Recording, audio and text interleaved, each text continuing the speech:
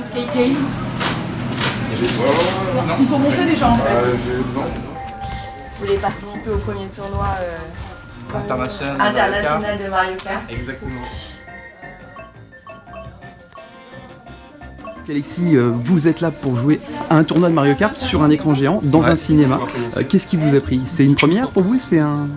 Première fois que je joue aux jeux vidéo sur grand écran, donc voilà, j'ai été invité par des amis qui m'en ont parlé, qui savent que j'aime bien les jeux vidéo, donc je suis impatient de commencer.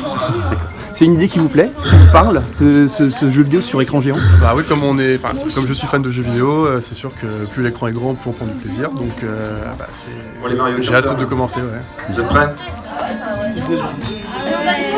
Place de cinéma.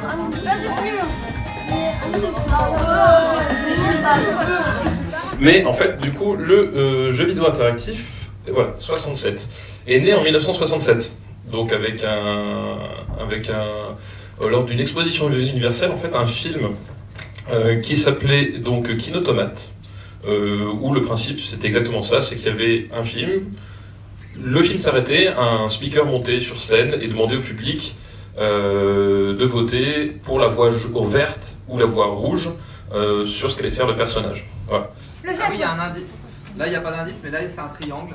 Ouais, moi aussi, là, c'est un triangle. Moi aussi, c'est un triangle. Ok, attends, sur le tout. Là, sur celui-là, là, donc tu vas dans. Je sais plus, on essaie de décoller 3, ça. 4, 5, la c'est laquelle? C'est elle? Attends, 5e rangée. on met la tourelle à la clé. Là, je peux ouvrir le volet. Le volet, donc faut vraiment avoir l'écran. Là, on cherche quoi depuis le début, je me rappelle plus. On a projeté un film, je crois. Juste ça. Alors, il y a un bouton de Raxon HS, il faut utiliser le fusible qui est dans le tableau.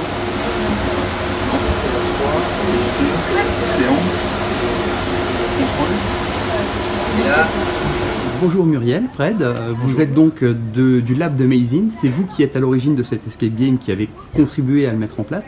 Vous pouvez nous expliquer un petit peu le concept et puis l'idée de mettre ça dans un cinéma?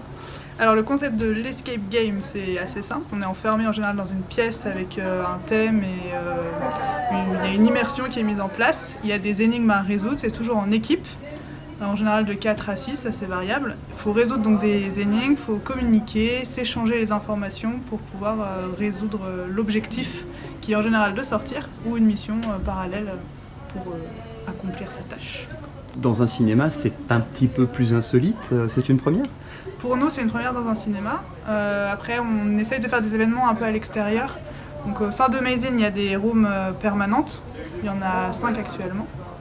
Et dans un cinéma, c'est une première. C'est le Cinéma Star qui nous a contactés pour faire un petit événement ici. Donc là, c'est une petite escape de 20 minutes de découverte de jeu et de comment ça se passe. Pour ramener des gens et puis faire jouer dans des lieux insolites, c'est toujours intéressant. On a fait ça à l'opéra aussi.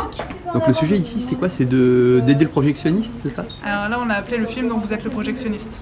Le but est effectivement de projeter le film qui a lieu dans 20 minutes. On a un stagiaire en panique, tout le monde a déserté, il est tout seul pour mettre en place la séance.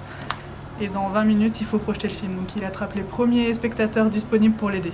Vous trouvez ça bien comme initiative justement qu'un cinéma s'ouvre à d'autres types de loisirs et de divertissements dans ses murs?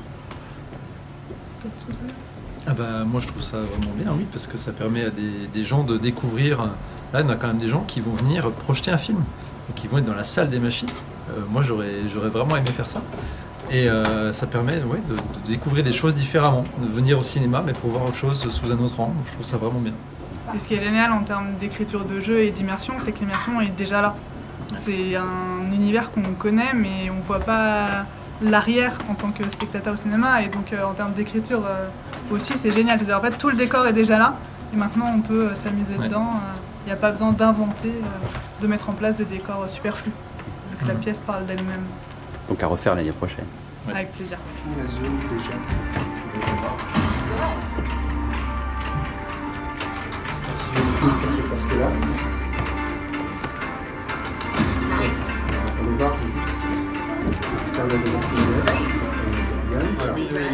Donc il n'y a pas besoin d'être... Voilà, vous appuyez sur Play Tutoriel et vous suivez les ordres. Donc les cubes arrivent et vous devez les frapper avec les mains. Comme ça. Voilà. Vous avez 2 sabres dans la main. Les rouges avec le sabre rouge, les bleus avec le sabre bleu. C'est vite. Ah, je sais.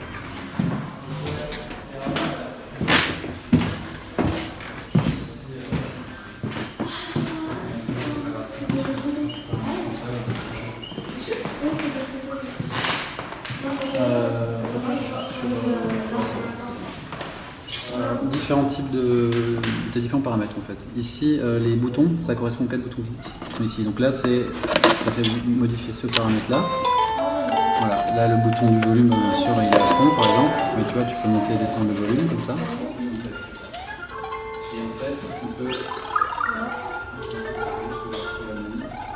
Voilà, j'ai effacé le son, parce qu'en fait... Alors là, en fait, il y a différents trucs.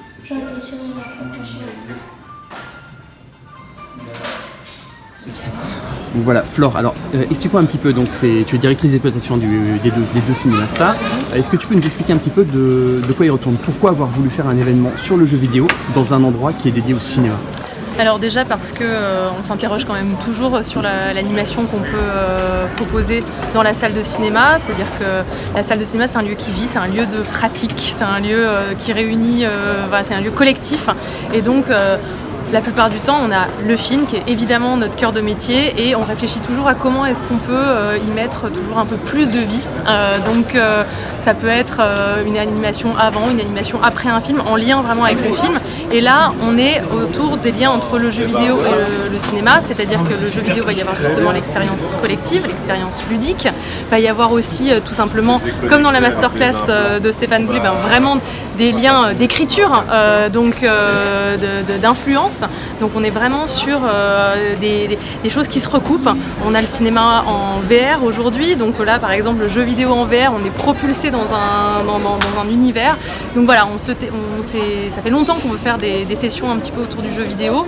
Là on lui donne toute sa place, c'est vraiment le jeu vidéo qui squatte le cinéma. Là c'est important justement de reconnecter à un espace, voilà, que les gens aussi se parlent, se rencontrent. Là par exemple on a un escape game voilà, où c'est du collectif aussi. Donc voilà, on se dit comment est-ce qu'on peut créer du contact avec les œuvres mais aussi avec les gens. Le jeu vidéo, ça a l'avantage et ça a le mérite finalement d'apporter de l'interactivité dans une salle de cinéma aussi. Complètement. C'est quelque chose qui a vocation, on va dire, à faire partie des pistes d'évolution d'un espace clos comme le cinéma.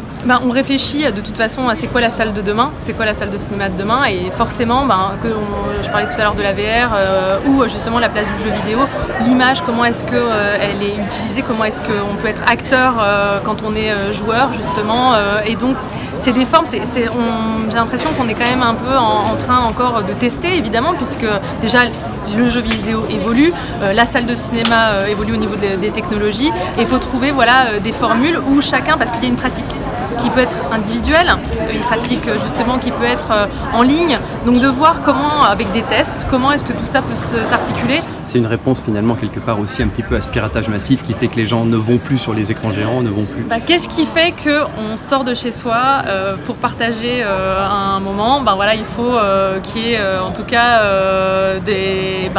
le niveau de jeu, il faut qu'il y ait des jeux qui donnent envie. Là par exemple Beat Saber, c'est super de le faire chez soi, mais c'est sympa aussi d'en faire la découverte, de faire sa naissance sur le jeu vidéo VR en salle. On est content de participer à ça aussi, c'est que la première fois elle puisse se faire en salle de cinéma.